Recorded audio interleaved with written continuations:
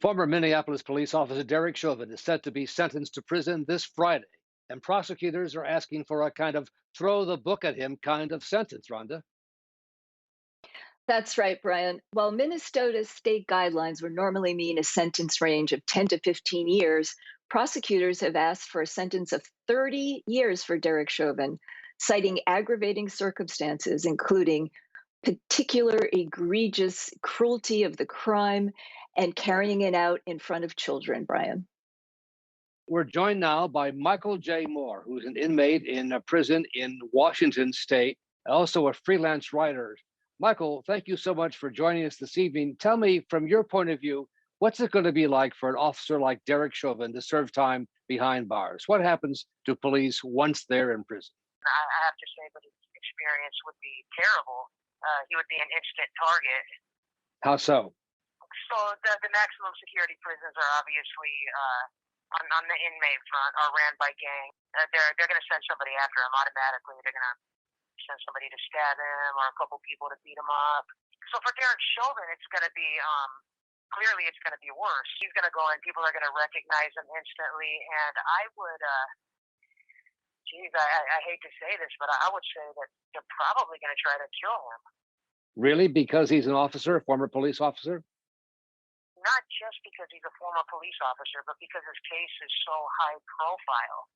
So what happens is the guys in here, they earn a lot of points, I guess you would say, with whatever their affiliation is, for things like that. So they're going to see a guy like Chauvin, and they're not just going to want to hurt him. They're going to want to really hurt him. They'll probably try to kill him. And are there gangs that would support a police officer behind bars? Absolutely not. No, that's not a thing in any prison that I've ever heard of.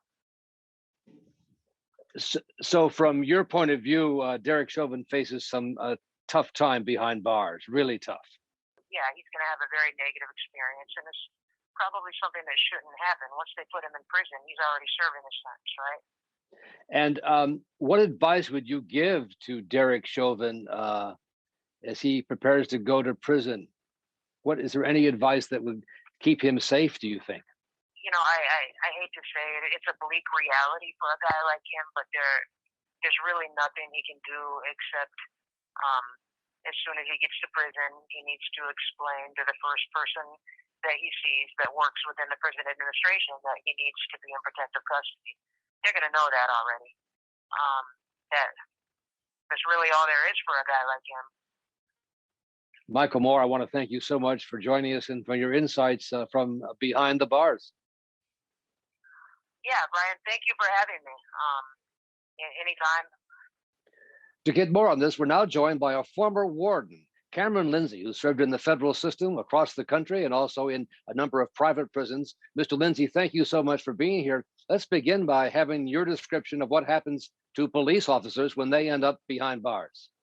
Well, Brian, thank you for having me. Police officers have to be treated very carefully when they come into the system for safety and security purposes. One could argue that Derek Chauvin is America's most hated person. So therefore, the Minnesota Department of Corrections will have a challenge in terms of ensuring his safety and security. And do you think there'll be inmates who will be out to get him? I don't think there's any question about it. He is just too big of a target. And so nuts and bolts, what does a warden do in that situation? Nuts and bolts, Brian, I believe that unequivocally, they're going to have to place him in some type of protective custody status. He will be in some type of isolation, solitary confinement, if you will, where he will expect to be locked down probably 23 hours a day with 1 hour a day devoted to recreation.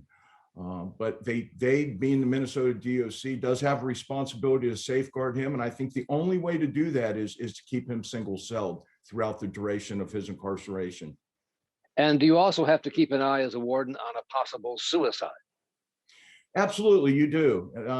The DOC should have mental health professionals checking on this individual as they would on all inmates. And everybody realizes the sensitive nature of this case. There are many people who would like to see Derek Chauvin dead, but that, in my mind, is irrelevant. We have a constitutional obligation to ensure that our systems of justice are upheld, and that means ensuring the safety and security of every inmate that is incarcerated. So this is going to be very hard time for Derek Chauvin. It really is. It's going to be a hard time. And the thing about solitary confinement is I used to be a believer in it and used it at times, but I do not believe in it any longer for any kind of long-term purposes. Unquestionably, it causes mental illness, and those who already have mental illnesses, it exacerbates those mental illnesses. So I am not a proponent of solitary confinement, especially in the long term. So it's going to take some creativity in terms of how Mr. Chauvin should be managed while doing his time. All right. Cameron Lindsay, thank you so much for being with us tonight and for your insights. I appreciate it very much. Thank you, Brian.